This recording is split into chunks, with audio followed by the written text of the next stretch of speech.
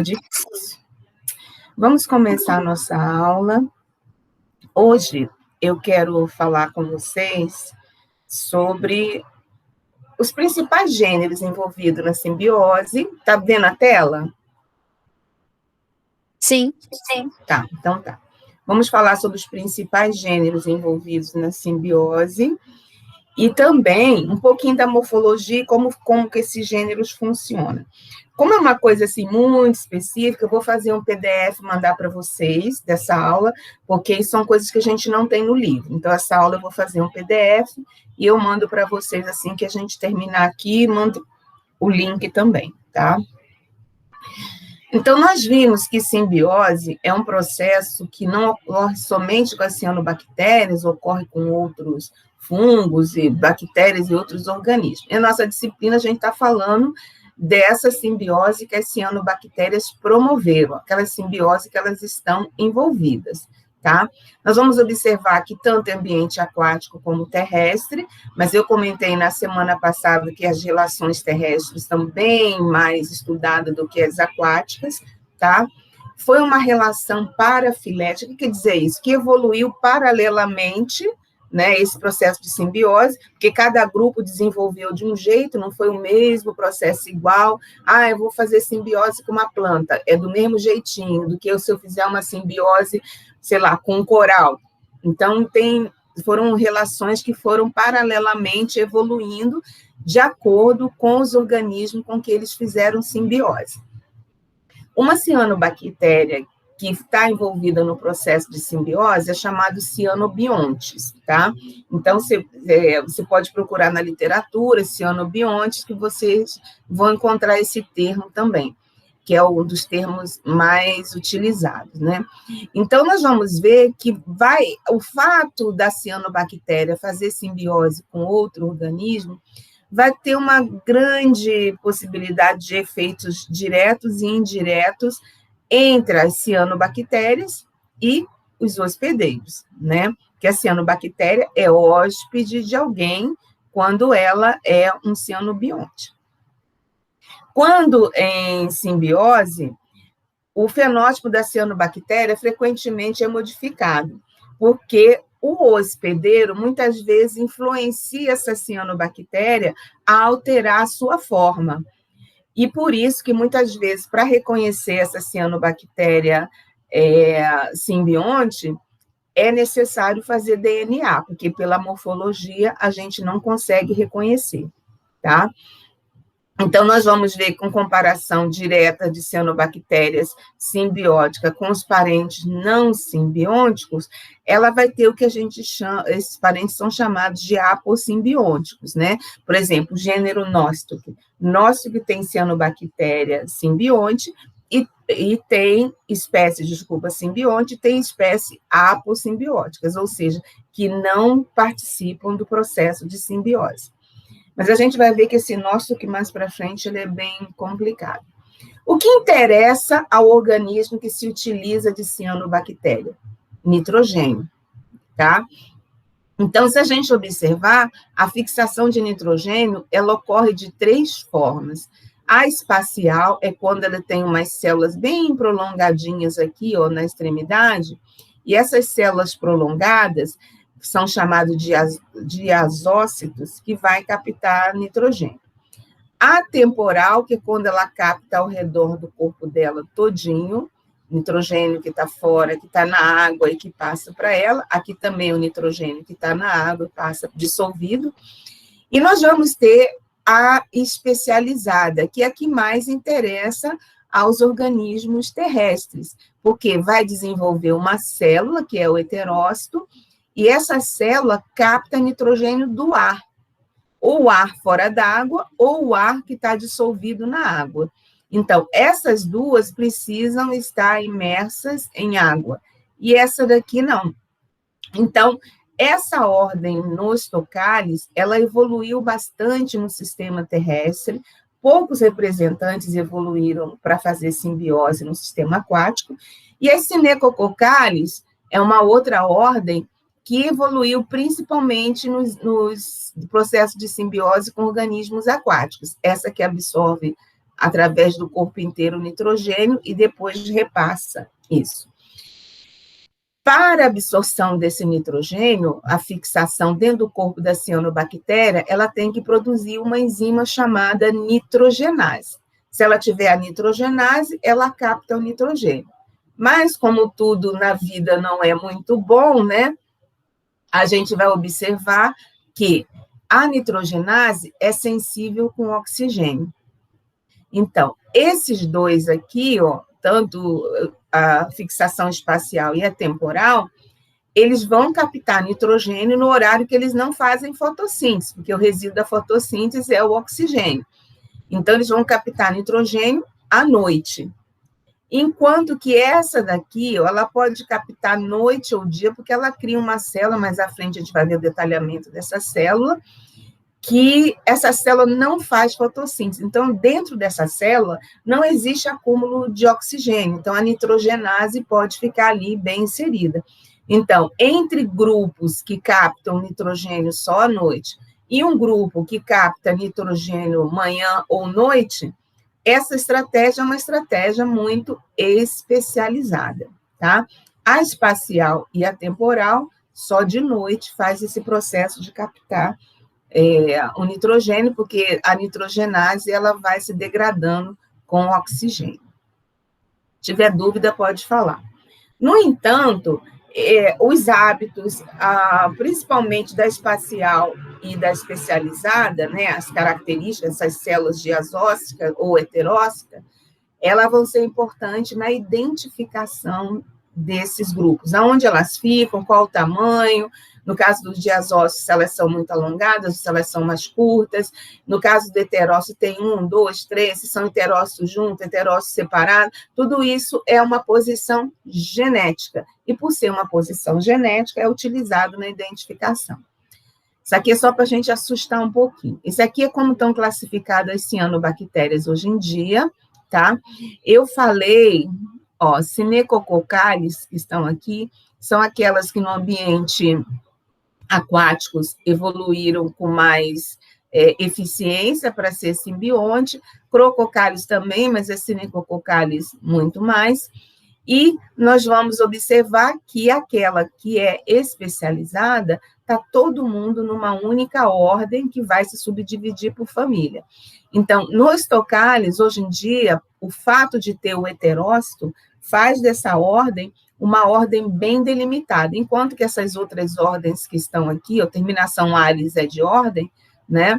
Esse é o sistema do Comaric de 2014.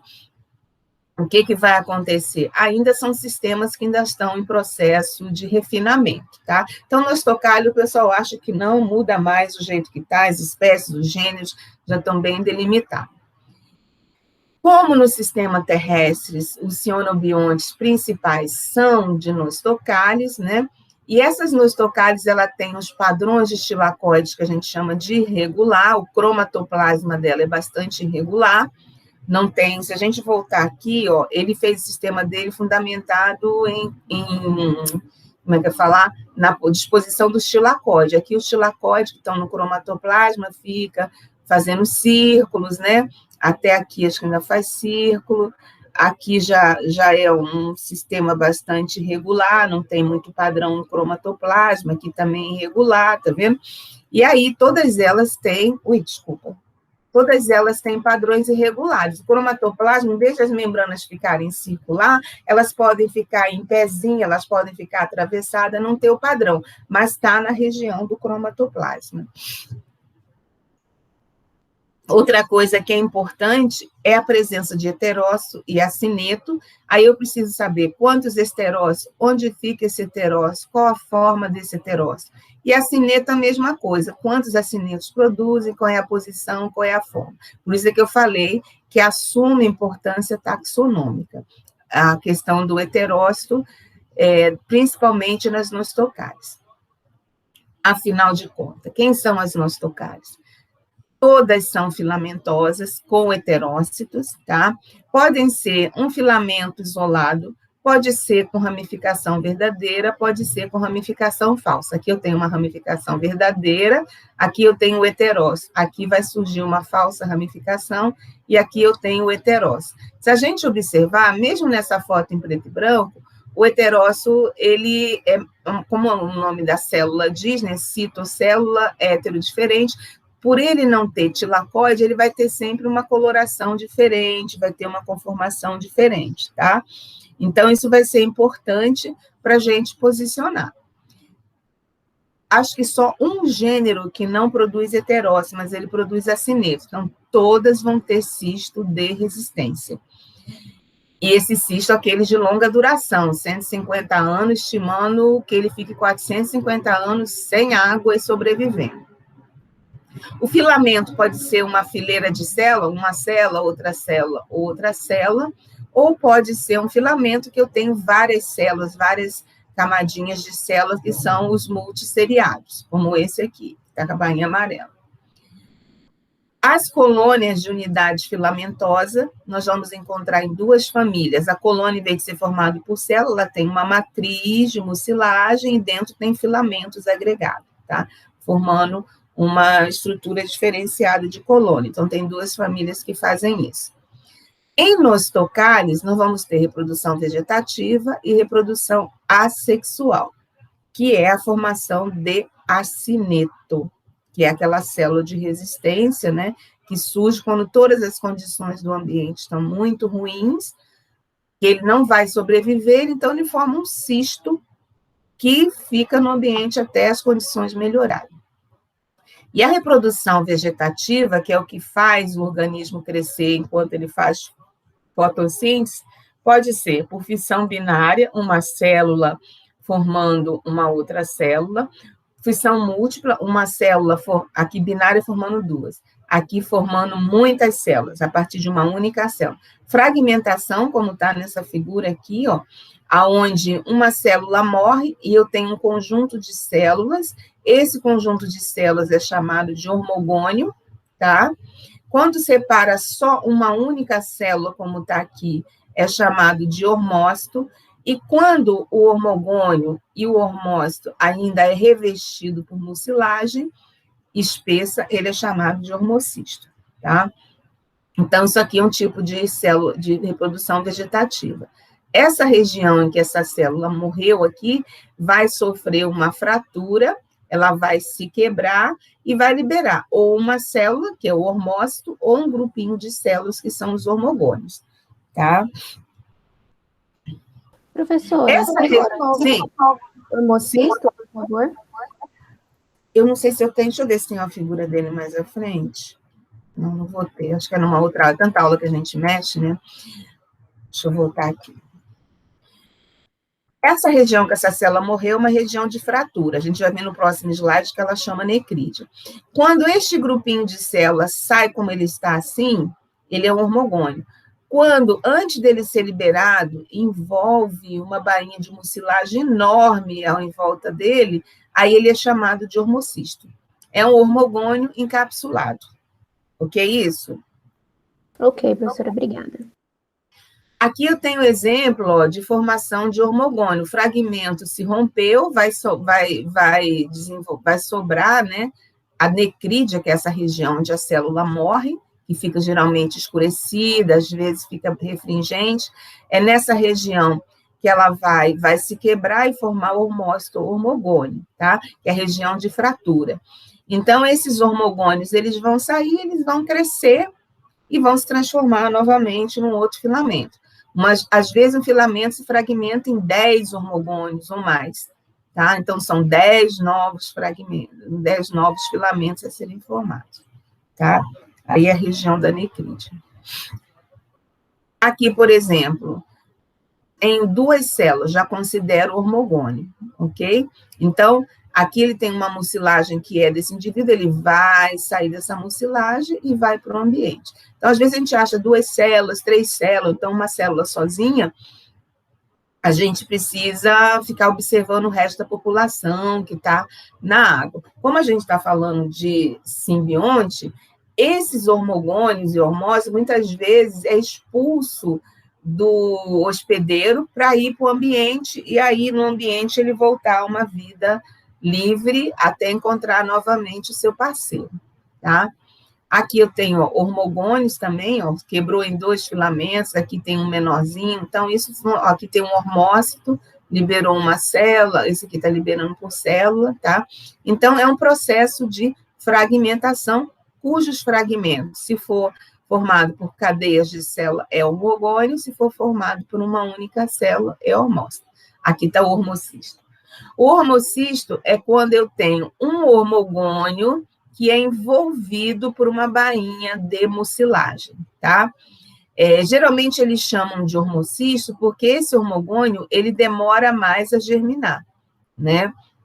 E aí o pessoal considera isso um cisto simples, mesmo que não tenha parede, tem invólucro dessa mucilagem, que geralmente é uma mucilagem densa, parecendo uma jujuba, aquela consistência de gel, né, bem concentrado, tá? E aí ela permite com que ele perdure muito mais. O processo de formar hormogônios, hormocistos e hormócitos são reproduções bem simples e que é para germinar logo de imediato. Os hormocistos, por causa desse invólucro, é que vai demorar um pouquinho a germinar, mas não é tão resistente quanto um acineto, tá? Que dura mais.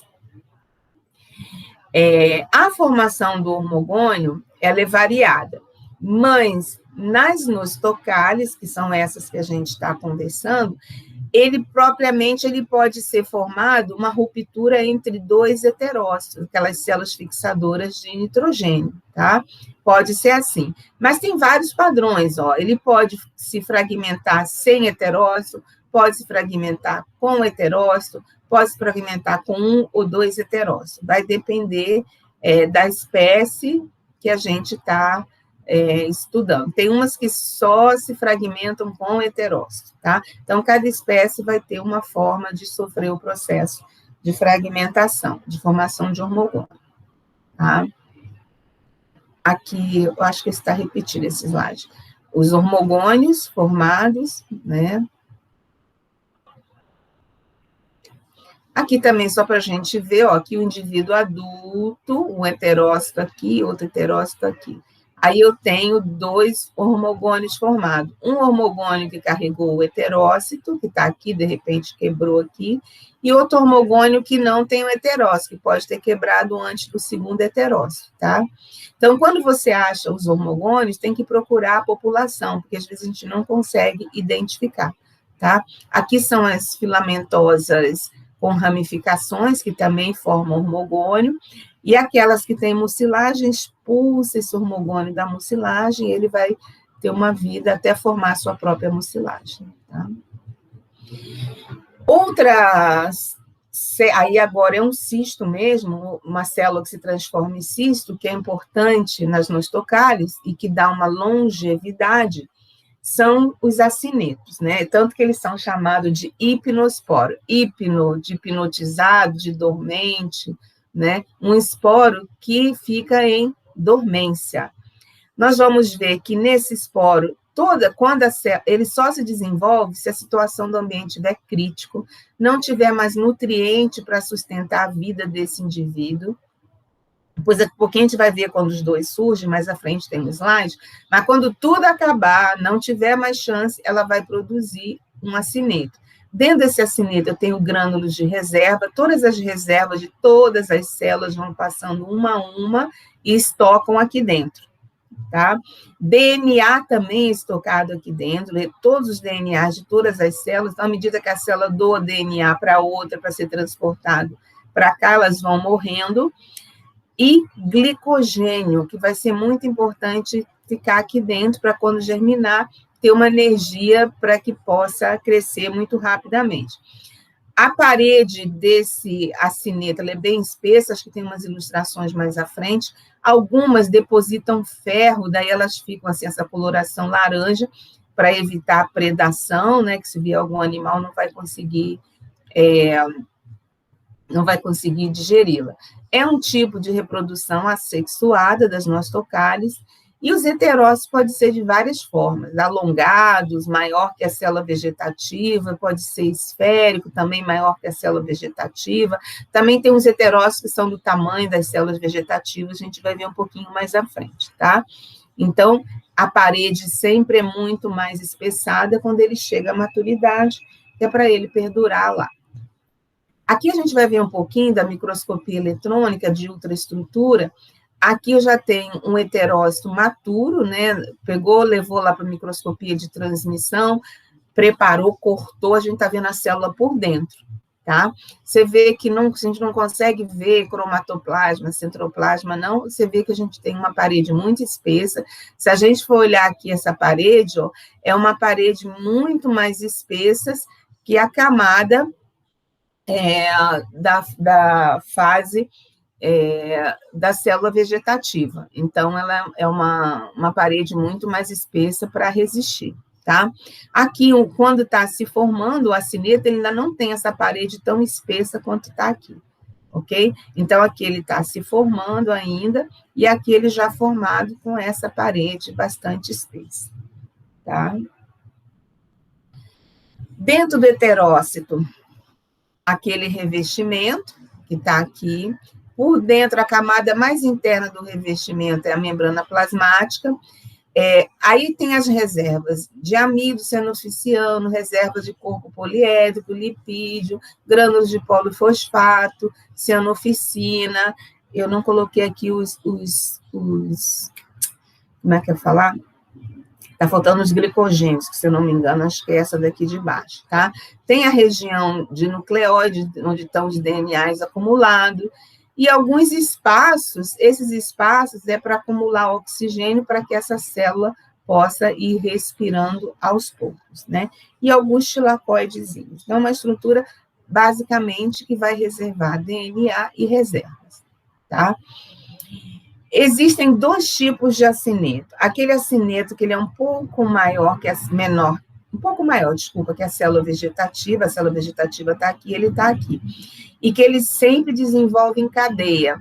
Então, esses acinetos que desenvolvem em cadeia é chamado de apoheterocítico.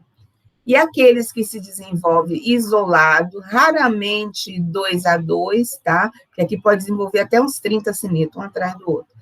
Esse aqui, ó, é chamado de paraheterocítico. O heterócito está aqui, né? Então, ele é desenvolvido paralelo ao heterócito, tá? Ele vai estar um pouco distanciado, ele não vai estar grudado ao esse heterócito. E esse aqui, o apoheterocítico, pode estar grudadinho. O nóstoco, ele vai ser importante porque, como ele produz vários heterócitos em cadeia, ele vai produzir muito mais nitrogênio do que um paraheterocítico. Para dar dois exemplos, aqui eu tenho uma gimnosperma que faz simbiose com o nóstico, aqui eu tenho uma samambaia que faz simbiose com uma anabena, né? Então, são as duas estratégias que beneficiam aquele hospedeiro e hóspede que se desenvolveram evolutivamente. Cada um selecionou uma espécie, tá?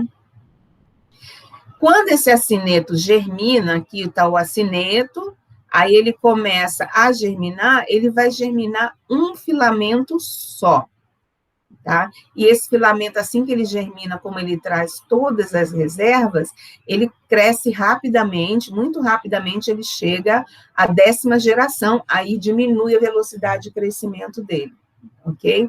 Então, essa parede espessada, muitas vezes, vai favorecer. Aqui eu tenho uma massa de acineto, que foi, geralmente em ambiente aquático, eles ficam no fundo do ambiente. E quando, no ambiente terrestre, eles podem ser ejetados para o solo, né? E aí fica, geralmente, uma massa e eles vão germinando um a um, né? E vão crescendo. Aqui também, ó, uma massa de acineto que foi germinando filamentos, né? Aqui abriu o esporo, sai o primeiro filamento. Aqui o esporo está abrindo o conteúdo protoplasmático que vai diferenciar em filamento, e aí ele se desenvolve, tá? Para não ficar na hora do terror, falei que eu vou mandar essa aula para vocês, só para a gente entender aqui como que é esse mecanismo no ambiente. E aqui a gente tem a interação de quando ocorreu o desenvolvimento do simbionte também. Quais são os fatores que influenciam essas cianobactérias nos tocários? Temperatura, nutriente e luz. Então, se tiver estresse de temperatura, ou seja, a temperatura aqueceu demais ou esfriou demais, há um estímulo à produção de acineto. Se tiver um estresse de nutriente, principalmente carbono, há um estímulo à formação de acineto. Se tiver estresse só de nitrogênio, vai formar o heterócito. Estresse de fósforo vai formar acineto e vai estimular os hormogônios, porque tem pouco fósforo, então vamos fragmentar o filamento, né? Que é para cada filamento conseguir absorver a quantidade de fósforo necessária para ele, porque se o filamento for muito grande, 50 células, vai precisar ficar absorvendo fósforo para 50 células. Se forma hormogônio, vai precisar um filamento de 5 células a absorver esse fósforo, tá? Então, as questões abióticas, né, os fatores abióticos vão ser importantes. Outra coisa, se tiver falta de ferro na água, limitação de ferro na água, nós vamos observar também que as células vão começar a formar enormes vacúolos aqui dentro, elas vão se alargar e elas muitas vezes acabam morrendo, tá?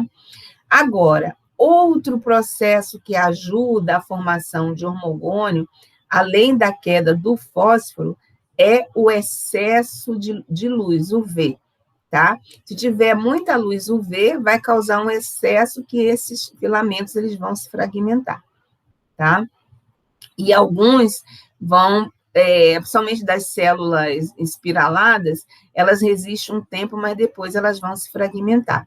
Se tiver luz verde, todo mundo vive bem, fique feliz. Se tiver luz vermelha, né, também não tem muito influência aqui, mas o excesso de comprimento de luz vermelha também pode estimular, por longos dias, pode estimular o desenvolvimento de acineto. Então, essas estruturas heterócito e acineto em nossos tocálios, elas vão ser responsáveis de acordo com as consequências que estão na água ou no solo, né, e a disponibilidade de luz e formação de hormogônio, de heterócitos e de acineto. Então, eu gosto muito desse gráficozinho, porque ele vai explicando todos os processos que isso pode acontecer, tá? Nós vamos começar a conversar um pouquinho dessa ordem de Nostocalis, que tem todas elas têm heterócito e tem acineto, tá? Já falei que só um gênero que não tem heterócito, mas ele não é simbionte, mas ele produz acineto. Então, todo mundo nas Nostocalis evolutivamente desenvolveram esse heterócito. Vantagem: como o heterócito fixa nitrogênio para ela, esse nitrogênio pode ser repassado por hospedeiro, tá? Então, na hora que o processo de simbiose evoluiu, o hospedeiro começou a estimular o cianobionte a produzir heterócito. Outra coisa que o cianobionte recebe do seu hospedeiro são açúcares. Vamos supor, no ambiente terrestre, a maioria é simbionte de fungos ou de plantas. Então, indo para o processo da planta, que é mais fácil, que depois a gente vai falar dos fungos mais à frente, eles vão passar açúcares do processo de fotossíntese, que eles têm, para essa cianobactéria. E essa cianobactéria repassa nitrogênio para esse hospedeiro. Os açúcares auxiliam na nutrição da cianobactéria e o nitrogênio auxilia o hospedeiro a crescer, porque a gente sabe que nitrogênio vai formar aminoácido, vai formar proteína, vai fazer parte do DNA, o RNA. Então, o nitrogênio ele tem uma função muito grande nos organismos vivos. E outra coisa que a cianobactéria vai fazer para esses hospedeiros, ela vai fazer o que a gente chama de biorremediação. O que é biorremediação? Quando, através de processos biológicos, você começa a impedir ou segregar substâncias ou vírus, né? Então, ela vai impedir que vírus ataque uma planta, por exemplo, que outras bactérias não saudáveis ataquem essa planta. A gente vai ver, quando chegar a falar de briófitas, que tem uns esquemas bem interessantes, que ela, muitas vezes, a cianobactéria se consorcia com outras bactérias para ajudar aquela planta, mas é a cianobactéria que seleciona qual é a bactéria amiga. Então, esse simbionte, ele faz um processo de interatividade com os outros organismos que estão ali no processo de simbiose, né? Então, a gente tem que raciocinar que a simbiose, não só de cianobactéria, mas existe N outras simbioses nos organismos, até a gente tem simbiose, a nossa flora intestinal é um processo de simbiose também, são processos que ajudam os organismos que coevoluíram a sobreviver. Desvantagem, muito rara desvantagem. E a gente vai ver depois que essas desvantagens, muitas vezes, não é nem para a planta, é para quem se alimenta desta planta, tá? Eu vou tocar nisso quando a gente falar sobre saúde. Desvantagem para o cianobionte. Às vezes ele doa a planta, o hospedeiro começa a estimular ele produzir mais nitrogênio e retira dele mais nitrogênio do que ele precisa, ele fica desnutrido, a cianobactéria vai ficando desnutrida. E quando ela chega a essa condição, ela muitas vezes ou morre ou ela sai do hospedeiro, para ela se recuperar, respirar, né? Mas depois que ela sai, ela fala assim, não, eu preciso de ser oprimida lá pelo hospedeiro, daí ela volta, tá? A gente vai ver isso também. Outra coisa é a limitação de espaço dentro do hospedeiro, que pode gerar estresse. Às vezes ela começa a se multiplicar muito dentro do hospedeiro, aí ela começa a ficar apertada dentro do espaço que o hospedeiro forneceu, ou uma câmara, ou uma célula, tá? Ou então uma faixa, que alguns têm, não é câmara, algum é só uma zona de crescimento, então ela pode ficar bastante estressada pelo espaço dentro do hospedeiro. O estresse para o cianobionte pode produzir substâncias tóxicas, como o BMAA. Eu vou voltar nessa substância aqui, porque hoje em dia já se descobriu que o BMAA tem população que se alimenta de plantas com simbiose com cianobactéria, e por conta do estresse da cianobactéria, ela produz o BMAA, a planta bioacumula, e o homem come essa planta e fica com Alzheimer, com ela, com Parkinson, que muitas vezes ela fica liberando essa substância, que é para obrigar o hospedeiro a libertar ela daquele espaço, ou os seus acinetos, ou alguns hormogônios, mas que o ser humano, faz mal ao ser humano essa substância. A gente volta isso aqui, que tem uns estudos de caso muito bonitos. Bonito assim, infelizmente, né? Porque são degenerativos do cérebro, né? O cianobionte, ele fica muitas vezes morfologicamente caracterizado, tá? E aquilo que eu falei para você, às vezes o hospedeiro estimula ele a formar heterócito, ele quase não tem célula vegetativa, porque o hospedeiro vai fornecer açúcar para ele, daí ele não precisa fazer tanta fotossíntese, o hospedeiro quer que ele tenha heterócito, daí ele produz muito heterócito, quando ele produz o corpo inteiro dele de heterócito, ele fica muito estressado bioquimicamente de estar gastando a sua energia. Aí ele insista, forma um acineto. Quando ele forma um acineto, a planta expulsa o acineto de dentro do corpo dela, porque não interessa a ela o acineto. Aí ele vai para o solo, e aí fecha todo o ciclo, e a gente volta isso um pouquinho mais à frente. O que mais interessa ao hospedeiro é o nitrogênio. Então, como que ocorre essa fixação de nitrogênio? Aproveitando essa foto aqui, essa foto tem algumas coisas interessantes. Tem um heterócito, que a gente vai começar a falar agora, tem uma necrídia, que é aquela região que a célula morreu, então fatalmente vai se fragmentar aqui. E aqui eu consigo ver o cromatoplasma, onde estão os tilacoides, e a região do centroplasma, onde estão as reservas, a maioria das reservas, né? E o material genético, tá? Então, às vezes, no microscópio óptico, a gente consegue ver essa foto de um material que eu coletei lá na represa da agronomia, né? Aqui por trás é a mucilagem, né? E aqui é o tricoma dentro dessa mucilagem. Então, tem várias informações aqui que são interessantes. Nós vamos começar a conversar sobre o heterócito. A gente já vê aqui que o heterócito ele não é verdinho assim, ó, Porque ele não pode ter tilacoide, muito tilacoide, nós vamos ver que ele tem algum tilacoide aqui, ó, que é para ajudar o transporte, mas ele não pode ter tilacoide, porque o oxigênio inibe a enzima que fixa o nitrogênio, tá?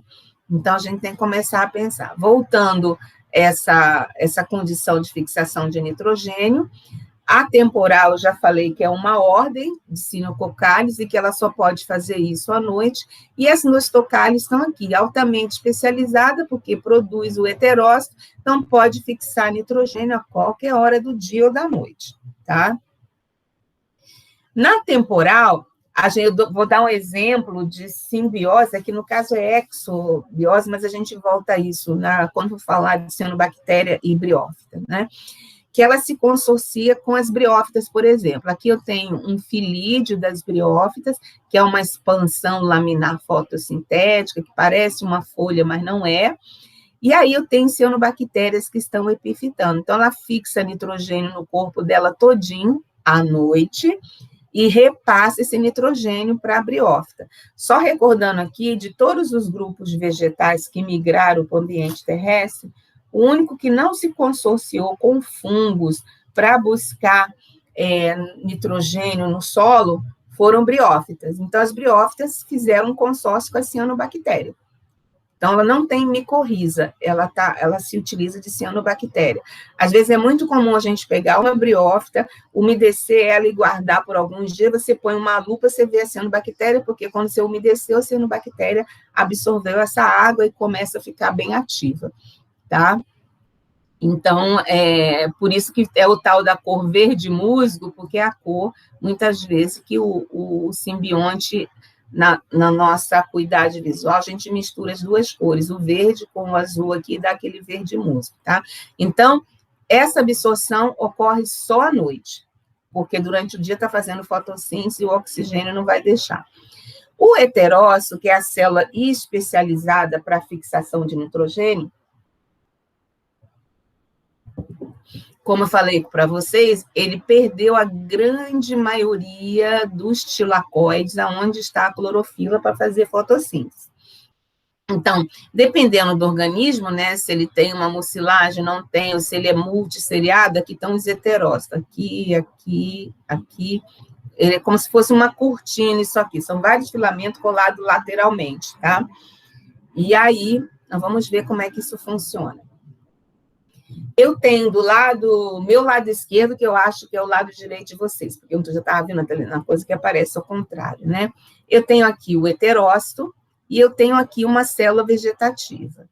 O cromatoplasma, que são as membranas com os tilacoides, e aqui o centroplasma. Então, essas células vão ser sempre verdinhas e essas células vão ser claras, vão ter outras colorações. A parede da célula vegetativa, o envoltório é bem mais estreito, do heterócito as camadas se multiplicam, aquelas camadas que a gente viu no primeiro dia de aula, se multiplicam. Internamente, aonde vão ficar os tilacoides? Vão ficar no que a gente chama, não tem tradução em português, é honeycomb membrane, são membranas, né, do honeycomb aqui. São um pouquinho de tilacoides nessa região, porque essa região é um poro que vai auxiliar a passagem do nitrogênio para outra célula. Então, ele precisa de uma energiazinha aqui, ele vai precisar de fazer um pouquinho de fotossíntese para gerar um pouquinho de energia para que possa fazer a propulsão. Então, do restante do heterócito não tem tilacoide, tá? Então, é uma estrutura com bastante interação. Essa região aonde passa a nitrogenase com o nitrogênio é o grânulo polar, tá? Que a gente fala. Na verdade, é um poro que muitas vezes acumula aqui, ó, uma nitrogenase que ela vai passando, porque ela não chega a sair do heterócito, ela volta, tá? E aí passa o nitrogênio para cá através dessa abertura. Aqui numa fotomicroscopia eletrônica, né? Aqui o porozinho que faz a passagem, né? E aí a gente vê que a parede da célula é bem espessa do heterócito, enquanto que a parede da célula vegetativa é menos espessa. Aqui, só chamar a atenção do Honeycomb aqui, que é aquela região. Aqui, a célula vegetativa com os seus tilacoides fazendo fotossíntese. E aqui, nessa passagem, a gente vai ter como se fosse um plasmodésio mais microscópico, que vai auxiliar a retirar o nitrogênio e fósforo para a célula vegetativa, tá? São esses plasmodésmios microscópicos, tá? Se a gente for ver esse heterócito na microscopia eletrônica, eu já falei para vocês que, ó, tem o poro para passar, nessa região aqui a gente vai ter uns tilacoidezinhos, né, que é aquele Honeycomb membranas, aí dentro de todo o heterócito, aqui tem um outro poro, tá? Dentro de todo o heterócito tem muitas membranas respiratórias, que é para favorecer as reações químicas que ocorrem aí dentro. Essas membranas são chamadas de mesossomos, tá? Esse espaço, desculpa, com membrana, é chamado de mesossomo, que vai auxiliar a replicação ou a segregação de DNA. De que maneira? Se ele replicar, esse heterócito pode dividir em 2, 3, lembra aquele heterócito em cadeia? O apoheterócito, né? Apoacineto, aliás, mas desculpa, esquece o acineto. É que eu não mostrei heterócito em cadeia para vocês. O heterócito pode formar uma cadeia de heterócito, principalmente quando ela está em simbiose, né? Aí a planta estimula ela a produzir novos acinetos, novos heterócitos, então ela vai ativar esse DNA, ativar a replicação e a divisão celular. E também é nessa região que ocorre todas as reações enzimáticas, transporte enzimático, fixação química e redução de O2, porque se tiver muito O2 aqui, a nitrogenase ela é desfeita. Então, somente os tilacoides que ficam próximos aos poros é que vão fazer um pouquinho de fotossíntese para ajudar a passagem da substância de nitrogênio fixado nesse mesossoma para ir para outra célula, tá? Ó, isso aqui é uma novela, mas só para a gente resumir essa história, resolvi colocar isso aqui. O que é importante? Eu tenho a nitrogenase é a enzima que fixa, que segura o nitrogênio gasoso.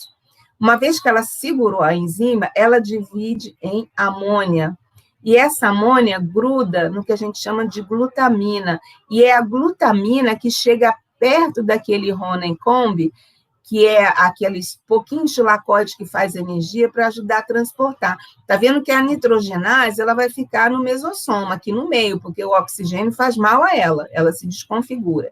Então, ela fica na região central. E próximo lá da abertura, onde tem aqueles pouquinhos de tilacoide, é que a glutamina que fixou, que segurou a amônia, que vai poder chegar perto aqui e com a energia da pouca fotossíntese que tem aqui, ela passa para outra célula, tá? Então, tem uma série de reações químicas aqui que eu não vou perder tempo falando com vocês. Resumidamente, a nitrogenase fixa o N2, transforma em amônia, a glutamina pega essa amônia e repassa para o lado de cá. A nitrogenase fica limitada na região central, e a glutamina é o que chega próximo ao poro e é transportado para outra célula. Enquanto isso, a célula vegetativa está aqui fazendo fotossíntese, feliz da vida, liberando O2 à vontade, né? Fixou CO2, fez carboidratos, né? CH, reservas, e vai mandando esse alimento para o heterócito, porque ele precisa sobreviver, tá? Porque ele não faz fotossíntese. Então, essa é a interação da formação disso. Entendida essa reação, resumidamente, não quero que fique lá um monte de moléculas e tal. Entendida essa reação, resumidamente, nitrogenase fixa o nitrogênio gasoso, não é o dissolvido, aquelas formas acopladas à água, o gasoso, destrincha nitrogênio gasoso e transforma ele em amônia, porque ela vai usar esse Hzinho que vem daqui, ó, do carboidrato, da molécula de glicose, muitas vezes, transforma em amônia, e a glutamina passa essa amônia para as células do lado, porque está tendo deficiência, as células do lado não conseguem absorver mais amônia ou nitrato da água, tá? Ou seja, da onde ele estiver. Entendida essa reação? Entendido. Tem muita complexidade bioquímica, eu não quero que você viaje muito nisso. Tem a importância, como que essa célula é estruturada internamente. Tem o mesossoma, que está aqui no meio fazendo uma série de interações. Tem aquele honeycomb, que é um pouquinho de membrana de tilacoide aqui para poder empurrar a glutamina para o outro lado. E tem essa parede mais espessada para que essa bioquímica toda possa estar ocorrendo, tá? Eu sempre costumo dizer para os meus alunos, bioquímica é tudo, gente. Às vezes a gente fica, olha a morfologia e tal, mas é a bioquímica que resolve a vida. Aí vou mostrar duas imagens de ciclo, que eu não consegui decidir qual é a melhor, mas eu achei que uma tem uma coisa e a outra tem outra, a gente vai ver. Lembrando lá do nosso acineto, que quando tudo ficou treva na água, né, ela insistou e formou um acineto. Aí esse acineto ele vai germinar, ele vai se desenvolver. Aí lembra, fotofósforo, ele vai crescer, fotofósforo, excesso de luz vermelha e tal, ele vai formar um hormogônio, ele cresceu. Ele vai formar um hormogônio se tiver alguma alteração. Se continuar a vida normal, ele está muito bem, ele não está formando nem heterócito, nem nada.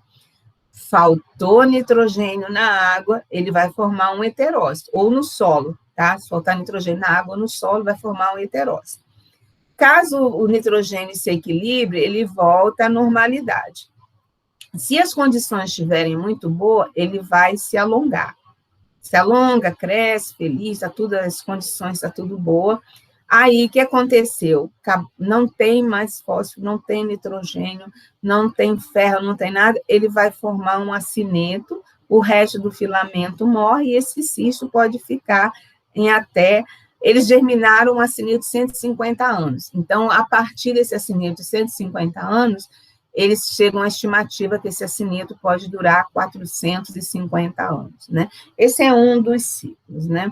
O outro, que é a mesma coisa, só quero chamar a atenção, que aqui ele fala da dormência, né? Que ele pode ficar no sedimento da água ou no solo em estado de dormência de 150 a 450 anos. E aí o ciclo fecha todinho, né? De maneira que as condições abióticas é que vão determinar. Se está tudo bem, o filamento cresce, não tem heterócito, não tem acineto, não tem nada. Se deteriorou as condições da água... Ai, gente, tem que tirar esse celular daqui. Se deteriorou as condições da água, vai ter formação de heterócitos, de acineto, etc. E esse acineto vai ficar dormente. Então, água e solo, as condições abióticas, que são as condições necessárias para o organismo absorver e sobreviver, tá? É que vai acontecer, vai fazer ou não a formação de heterócito e acineto. E se tudo vai melhorando, o acineto germina, ok? Lembrando de um simbionte, se dentro do simbionte, o simbionte começa a explorar muito essa cianobactéria, ela vai formar acineto, porque o simbionte vai expulsar o acineto do corpo. O hospedeiro vai expulsar o acineto do corpo dele, porque não tem benefício, não fica nitrogênio para ele, cai fora, vai para o solo. Fica no solo dormente, se o solo tiver bom, ele germina. Se ele germinar, essas plantas são muito engraçadinhas, elas começam a secretar açúcares e começa meio que a atrair, hipnotizar, tipo assim, açúcar, açúcar, aí o hormogônio vai deslocando em direção ao açúcar, chega próximo da planta e penetra nessa planta, tá? Então, a moeda de barganha da planta são os açúcares, né? E como que a gente vai identificar como morfoespécie, né? A espécie através da sua morfologia? Já falei que internamente a planta ele é descaracterizado, mas muitas vezes pelo heterócito e pelo acineto a gente identifica essas nostocaris. Se a gente for consultar a literatura dos endosimbiontes, nós temos 1, 2, 3, 4, 5, 6 gêneros, que são endosimbiontes. Rizonema mais em ambiente aquático, marinho, nós vamos ter as rizonema lá, nós vamos ver mais à frente, nostoque aquático e terrestre, mas principalmente ambiente terrestre. O nostoque, ele tem espécies que têm especificidade com outros hospedeiros terrestres, e tem espécie que se consorcia com qualquer hospedeiro terrestre que oferecer açúcar para ela, tá? Ela é meio, entre aspas, vagabundinha, né? Tem um açúcar, ela já vai, né, se desenvolver. E dentro do hospedeiro, ela não forma essa colônia redondinha, tá? Ela não vai formar esse formato. Dicotrix também vai se consorciar com fungos, né? Anabena com samambaias, né? Estigonema, a gente tem vários outros tipos de consórcio em ambientes terrestres também, tá? Então, os 7 gêneros mais comuns, só que o Nostoc é o mais registrado em processo de endossimbiose, mais estudados, tá? E como que é esse Nostoc? Voltando aqui. Na vida livre, ele é uma colônia desse jeito, que ele pode crescer, uma mucilagem cheia de filamentos, que ele pode crescer, chegar a 5, 10 de diâmetro. Tem umas birófitas não, umas hepáticas que a gente coleta lá no campo. Às vezes você hidrata de uma semana para outra, tem uma coisinha que parece uma ervilha, você olha assim, no tamanho de uma ervilha, 3, 4 centímetros. É um Nostoc que estava junto com aquela hepática, tá? Mas como, no caso, exobionte, mas como simbionte, nós vamos ver que essa colônia, que é uma unidade de filamentos heterocitados, que pode produzir aqueles acinetos pequenininhos em cadeia, que é o apoheterocítico, ela vai ter restrição ao crescimento quando ela recebe açúcar. Quando ela não recebe açúcares, ela precisa fazer fotossíntese, aí ela vai crescer, porque ela faz fotossíntese. Quando ela está como simbionte, ela não vai crescer muito, porque a planta está fornecendo açúcar para ela, tá? Em estresse, as células podem se separar, ela pode, e aí você vai ver aqui, ó, na figura de cima, os acinetos, né, e hormogônios, formando hormogônios no estresse, e até ficar unicelulares, que são os hormócitos, ok? E uma grande produção de hormogônio quando está em estresse lá com o seu simbionte, ok? Eles vão desenvolver, quando a gente pega e coloca na cultura esses acinetos dos Nostoc, eles vão desenvolver muito rapidamente, à medida que a gente vai colocando nitrogênio, fósforo, dando condições, em 24 dias a gente vê a colônia do seu tamanho normal. Quando tem esgotamento de nutrientes, né, então, a partir do 14º dia que ela vai começar a dar um desenvolvimento, tá?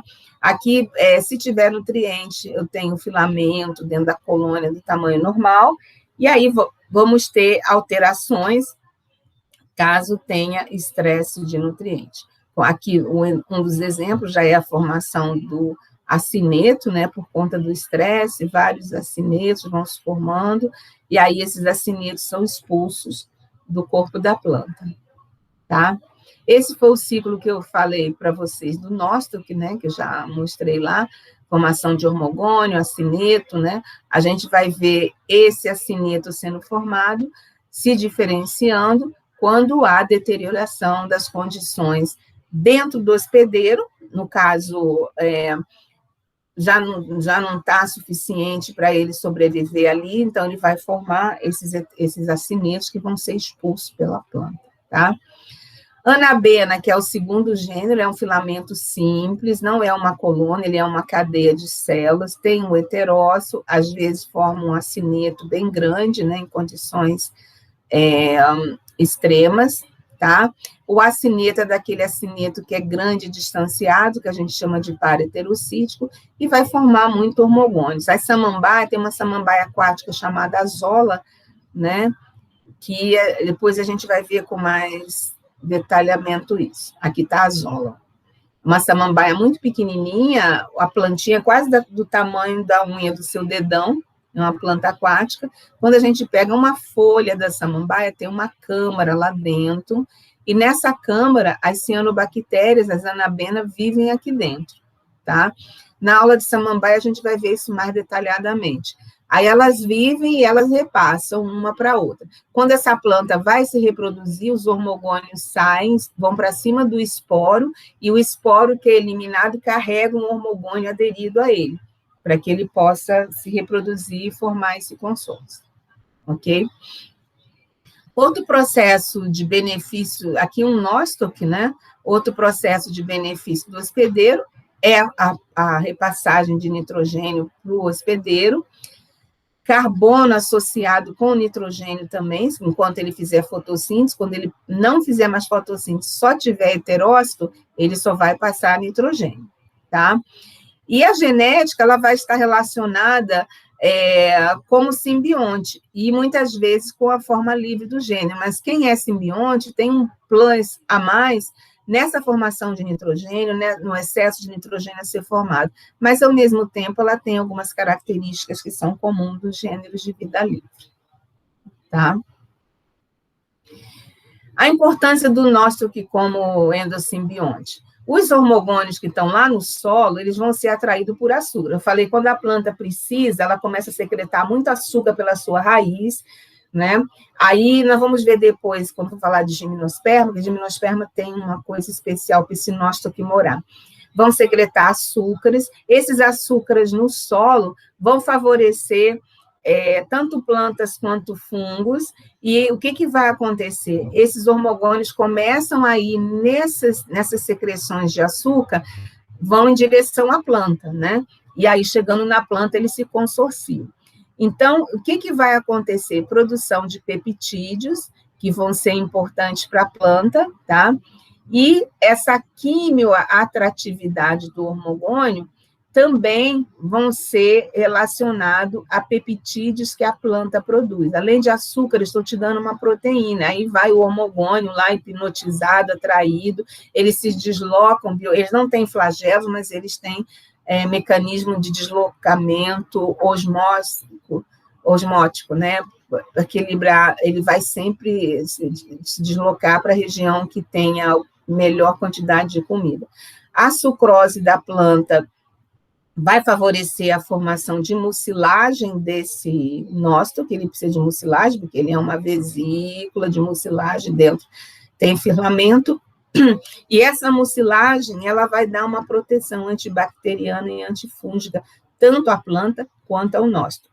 Então, é uma relação bastante interessante, fornece açúcares, fornece peptídeos, fornece sucrose para montar a mucilagem, aí ele vai enlouquecido, né? É como se alguém te dá, toma uma roupa para você sair, toma um ingresso para você ir lá para a festa, né? Então, você está toda preparada e tem o dinheiro para entrar. Então, é mais ou menos isso. O dinheiro para eles é o açúcares e o preparo é a sucrose para fazer a mucilagem, que vai dar o revestimento a ele, que é importante, né? E aí ele vai, esse processo de simbiose que é muito interessante.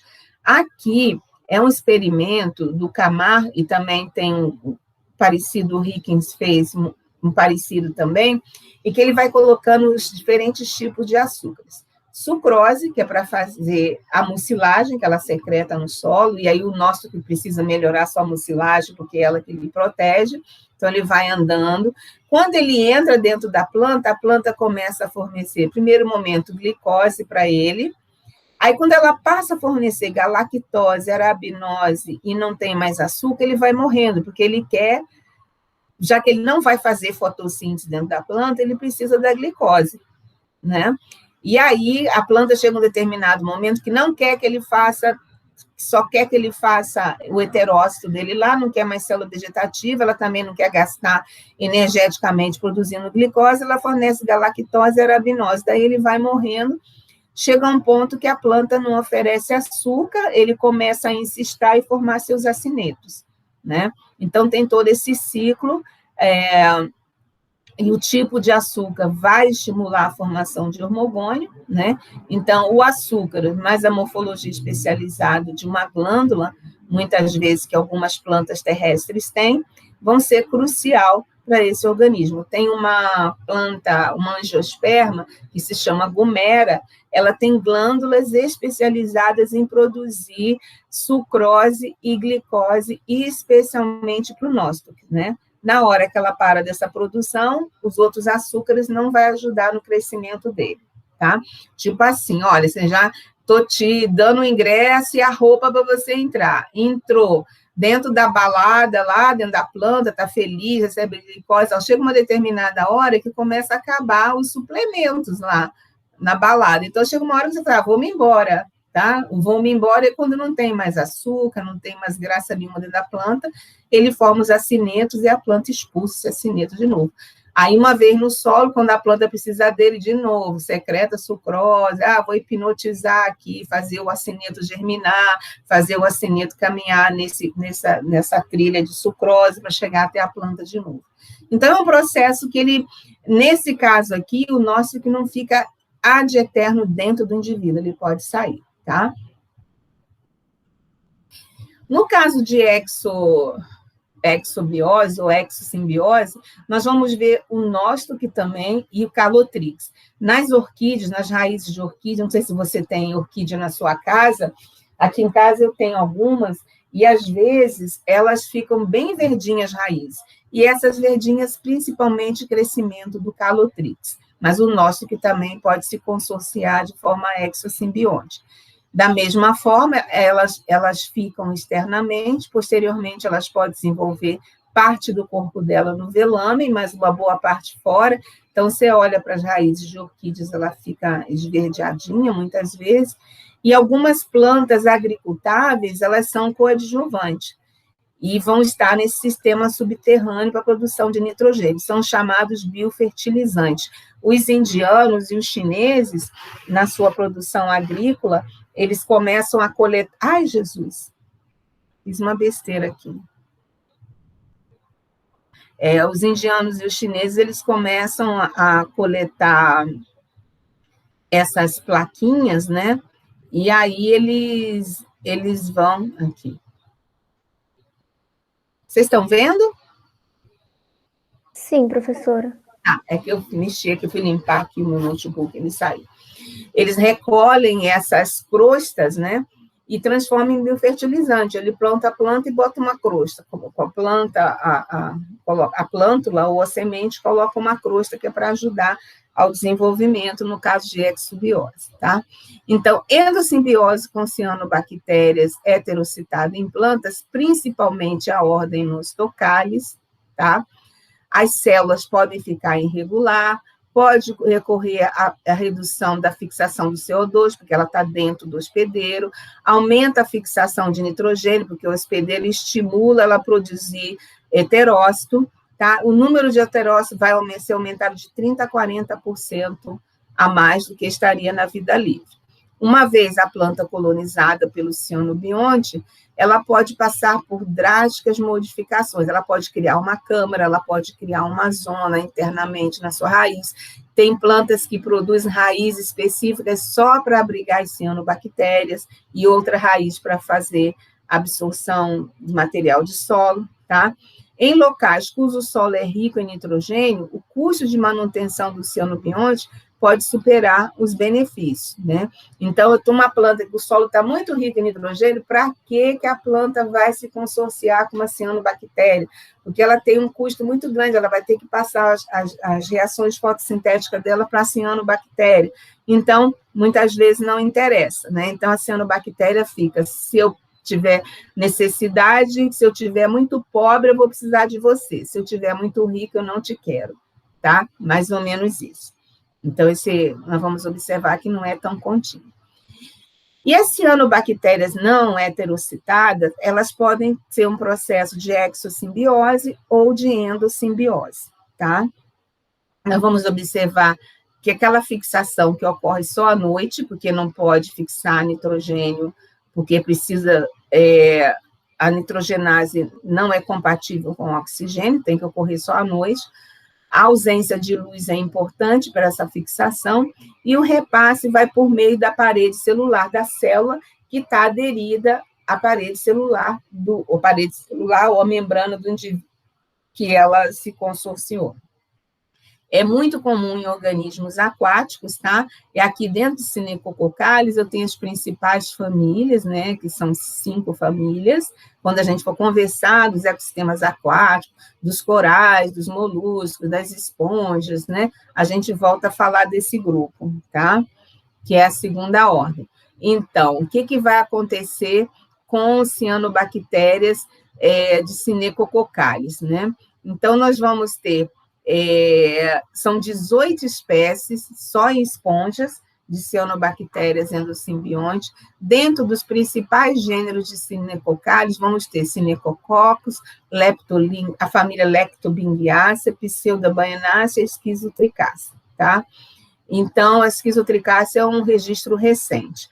Dentro de Cinecococcus, Prochloro e Cinecococcus triderme são os principais espécies. O procloro, então, é aquele que faz com...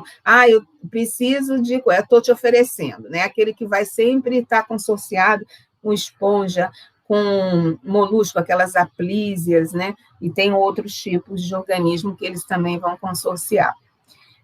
O procloro é interessante porque é aquela cianobactéria que tem clorofila A e B. O Cinecoccus só tem clorofila A. Tá? Eles são uma célula alongadinha e a outra célula esférica, né? São bem pequenininhos, mas aí tem uma grande quantidade, tá? Nesse caso, essas cianobactérias que estão no mar, elas vão assumir um papel importante na simbiose. Vai fixar nitrogênio, vai auxiliar na transferência de energia, muitos produtos bioativos retirados desses organismos, dá um exemplo só de esponja. Esponja é uma coisa que o mundo inteiro estuda, até as indústrias farmacêuticas, porque são cicatrizantes, esfoliantes, não sei o quê. Então, a maioria desses produtos bioativos são produtos que a própria cianobactéria produz para proteger a esponja, por exemplo, e eles viram que esses produtos eles são bons para o ser humano. Então, eles estão, principalmente a Alemanha, né, está numa corrida danada para tentar descobrir mais e patentear, e etc. E a gente está tendo, nos dias de hoje, as novas descobertas disso, né? E existe uma grande biodiversidade ainda que não foi conhecida no mar, de simbiose, tá?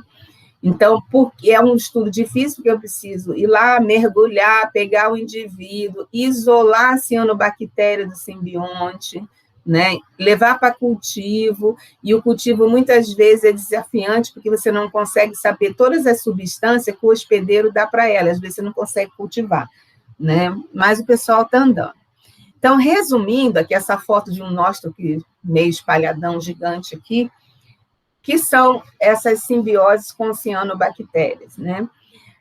As técnicas de DNA vão mostrar que existe uma riqueza enorme de cianobactérias que são simbióticas com os seus hospedeiros. Já falei que dentro do hospedeiro, muitas vezes ela perde a forma, então precisa do DNA.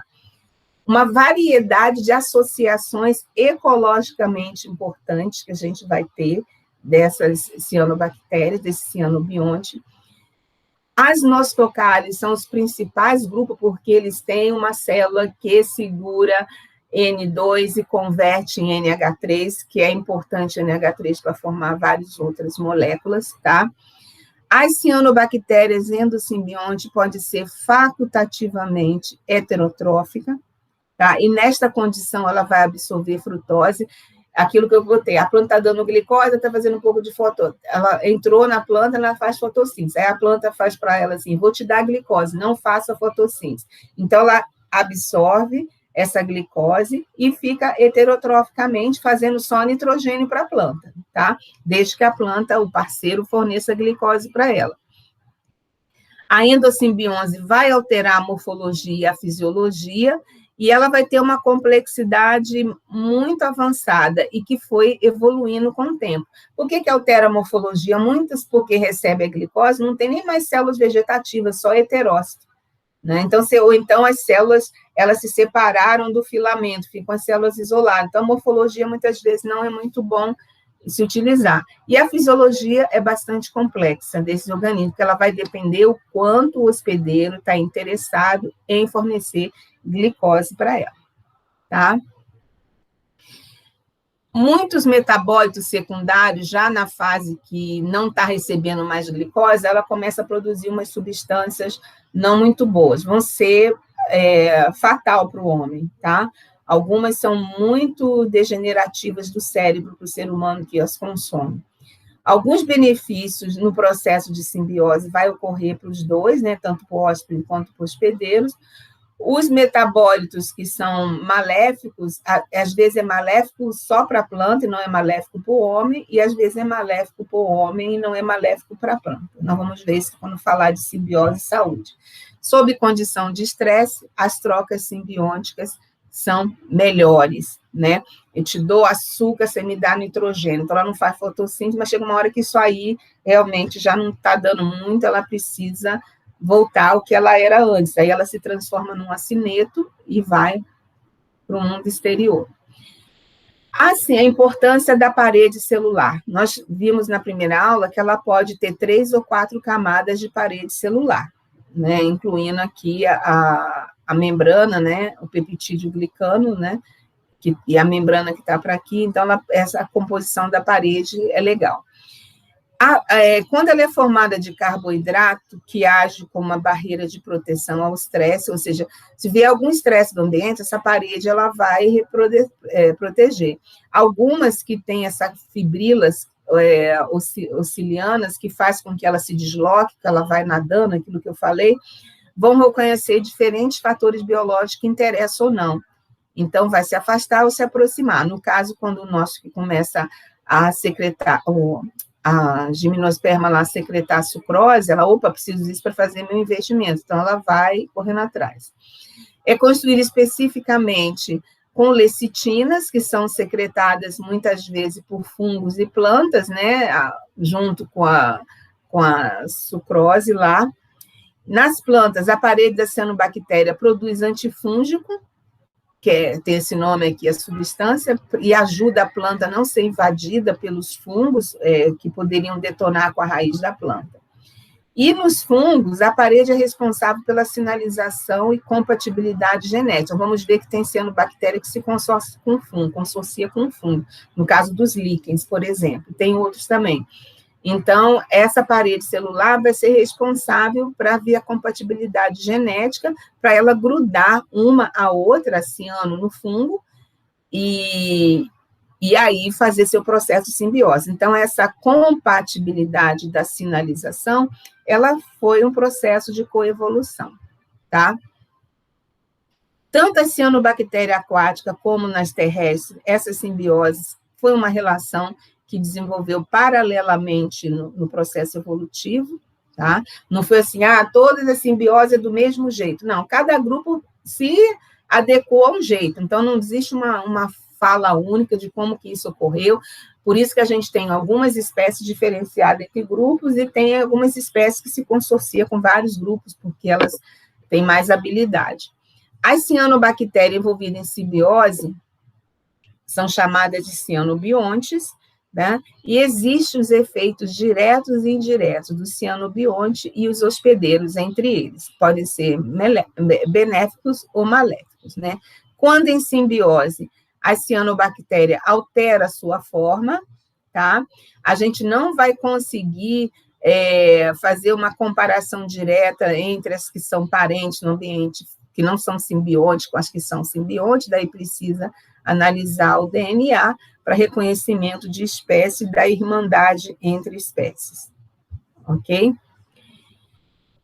Ao longo do processo evolutivo, nostocálios foram as que interagiram mais por causa do heterócito, tá?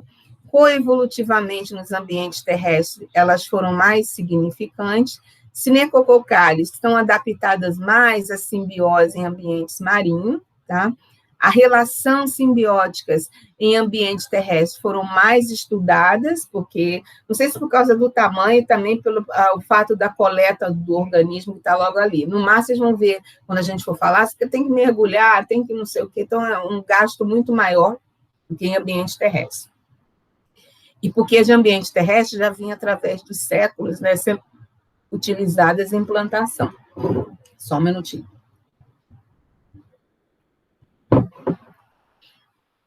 O ambiente marinho ainda é um ambiente que está muito aberto a estudo desse processo de simbiose, e nosso, que é o gênero mais envolvido nos processos de endossimbiose, tanto ambiente aquático quanto ambiente terrestre, mais em ambiente terrestre, tá? As questões de hoje, eu estou juntando essas questões, uma semana antes da prova eu vou mandar para vocês, aí vocês vão me responder essas questões, no dia da prova vocês me devolvem, tá bom? Para você ver. Então, com isso, a gente encerra, né? Vendo a rainha do dia, que é o Nostoc, né? O rei do dia, né? Que é o Nostoc que é masculino. Alguma dúvida? Não, professora, tudo tranquilo. Tudo tranquilo aqui por mim também. Tá, eu vou... Como é? Eu vou passar essa aula em PDF, porque muitas dessas coisas vocês não têm no livro, não tem em português, tá? Então, essa aula eu passo em PDF e mando para vocês, tá bom? Tá bom. Professora, eu não recebi Sim. a aula da semana passada no meu e-mail. Você enviou? Eu mandei o link, mas eu posso mandar de novo. Me manda de novo, então, por favor, professora. Tá? Eu vou mandar para as duas de novo, vou botar assim, aula tal e aula tal. Aí vocês veem a de hoje, eu vou acabando aqui, eu recebendo a gravação, eu mando para vocês o link. Tá bom, Tá muito bom? obrigada. Nada, minha querida. Então, um bom dia para vocês.